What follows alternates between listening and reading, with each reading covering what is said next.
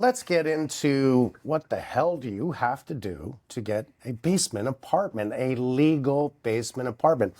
Every province is different. Even though we have a Canadian code, every province is going to be different across the country within reasons. You call in the pros, you come in, you work with the homeowner, and then you give them an idea. Then there's a permit process. Correct. We must have, I'm going to assume, a fire escape window or at least an egress window. This is what's the difference between finishing your basements and making a livable suite or an in-law suite. I don't care what you want to call it, an apartment. I mean, people don't understand this is where it can cost a little more money. Now you're separating the water sources. Usually in the basement, if there's not a sump pump now must be added. The weeping tile must be added to the sump pump. There's more money breaking the floor, putting that in. The fire stop from the basement to upstairs, you can probably get away with a thicker drywall on the ceiling, yes? You can get a thicker drywall in the ceiling, but in Calgary, in Alberta, it's required to do the sound bar as well as the Rockwool on top of that. The Rockwool fire rated, the green stuff, they needed to just buy a little bit more time with that. So the Rockwool is great because it should give you sound and fire, which I really do like. And we want to keep that on the low side, keep that air above it, and not keep it tight to the floor, right? Now, the sound bar, explain the sound bar. I know what it is, but explain it to the viewer. So sound bar, it's essentially, it's about a 2-inch wide piece of steel that basically sits below the floor joist, and you put the drywall on top of that, which is your 1/2-inch drywall for the legal suites themselves. And that creates an air gap in between your floor joist and the drywall itself, which mitigates sound. Which is mainly was a sound bar. Correct. And now it's stepping into a fire rating source. So it just gives you a little bit more time.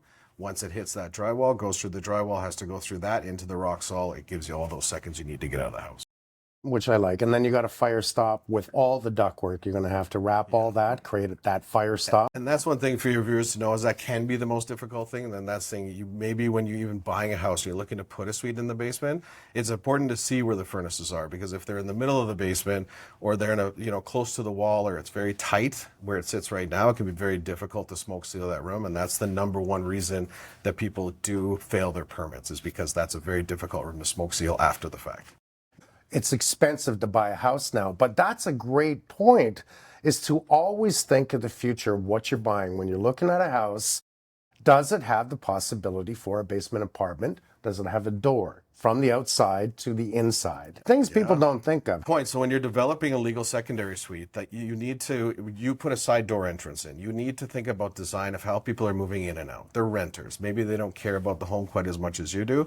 So when you're building those stairs, or how the side entrance with the stair, is there a giant turn? Where is that door exactly? Because then the last thing you do is want to come home after they've moved in and now your completely brand new stairs is all scratched up all the way down. So design is really important. And this is where a lot of homeowners, even though they may have that talent for picking colors and I know what type of tiles I want, etc., they may not understand that structural need in putting their basement into a basement apartment. Yeah. Thinking really well. You're going into the ceiling, if it's an older bungalow, you might have asbestos you need to test for, then it's a roof repair. Those types of things is what takes something from $80,000 to $130,000 really fast. Like there's no book out there that tells you, that's funny, 80,000 to 130, real simple, right? Yeah. There's no book that tells you, any house, you can do what you want. The truth is you can. It's how much is it going to cost you to get you there?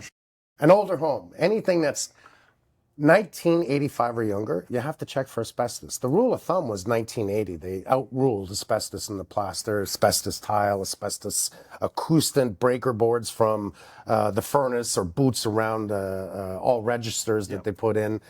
Now, they allowed 5 years for that to be, so that now means 1985. If the house is before 1985, you can tell right away that you're going to have to spend a little more money to check. And I'm sure you do all this. We do. And actually, to be fair, that as of January 1st, I believe, the City of Calgary now requires that when we're just developing a basement at all, but older than 1985, we have to put in the test. We actually have to submit that it's... They're just doing it now? And in Toronto, here in Ontario, we've had that for a long time. There we go. I didn't even know it. I mean, I was doing basements when I was young, really young. And it wasn't until probably I was 35 that an inspector come in and said, you know to do this, right? Yeah. Nobody ever said that to me. Nobody ever said you got to check for asbestos. Again, there was no book by the government, by anyone, handing it out saying, oh, you should do this. These are things we learn as contractors along the way, and homeowners hopefully also. So this is something to keep in mind. Anything before 1985, you're going to have to check to make sure it's, because you got to be, you and your employees, they got to be safe. They want to make sure you're safe at home, that you're not going to be breathing it in. You don't touch it. If it's asbestos, that's an abatement removal company that comes in. Correct, and it's something you need to think about too. So within the city of Calgary itself, you know, some of the older bungalows are closer to downtown, they're closer to university, more of those desirable neighborhoods. So you're going to get a higher return on the rent. But are we putting egress windows in? Is it going to be $15,000 in asbestos remediation? You've got to look at that when you're looking at what the return you're going to be getting off of that. And odds are, being downtown is going to cost a little more money to put in a basement apartment. Exactly. So you charge more rent, but it could be a lot more money to develop that space. Now, the government said this probably for about years now that I know, but especially big time in the media right now, that we are short, we need more houses, we need more space. And there's one good thing that's happened from all of this is all of a sudden the government has put in an incentive for you to, like right now, I can build 2 other houses on my property. I have 10 acres. That never happened before, not all my life. Years ago, you could do that. But you know, right away, I'm like, oh, I should build 2 more houses. But the problem is then my kids are probably going to move on my property. I'd have to think about that, right? I love my kids, but I have to think about that. If you want to talk about costs, one of the actual newest ones we've kind of gotten into is we've had clients that they'll put their parents in the basement. What the parents will do is they'll come in and they're paying for the entire legal suite because they've decided to sell their house, and now maybe the house is worth $1 million. So now they're going to pay rent to their kids up above, but they're going to take that $1 million and travel the world and have a good time. That's the newest thing. Those legal secondary suites, those are gorgeous. When people are living in them, every possible detail is done. They look really nice. But isn't that worth doing? I mean, think about that. That's the way you get to give back to your mom and dad, is to bring them in the house. And I've seen this happen so many times that they say, okay, I'm going to sell the house. I'll pay for the reno in the basement. And then I'll pay you rent along the way. And they get to live a good life and spend that money before they get too old, right? They offer to the families out there, you can stay on a cruise ship for a year. For a year. I've seen those. They look great. Well, I mean, could I stay on a cruise ship for a year? I think I'd lose my mind. You'd have to have the big suite, so it would cost quite a bit for sure, of course. But not a bad idea. Your food's free. Everything's free. I mean, you get to visit the planet. Might be something to think about for 1 year, but I think that would be, you know, that'd the max. be about it. Yeah, for sure. So let's talk about possible problems that we're seeing. I mean, here, it's really, can you put the door at the side of the house? You know, houses are so tight together. There's a lot of problems with the backyard, where you're going to put it. You know, I think that, you know, people have been more accepting of legal suites, and I can see that the sort of tone and mood towards the legal secondary suites has changed a little bit. When it does come to the doors, that can definitely add about 3 or 4 more months onto your permit process, instead of having a walkout or a side entrance already there.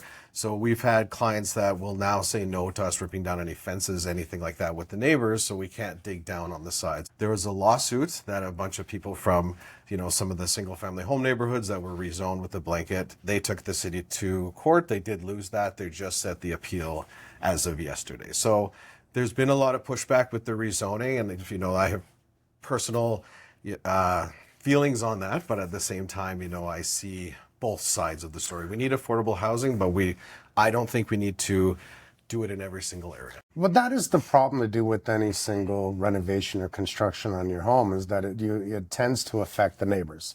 So I met you, Ben, 3 years now, 4 years? We're about 18 months.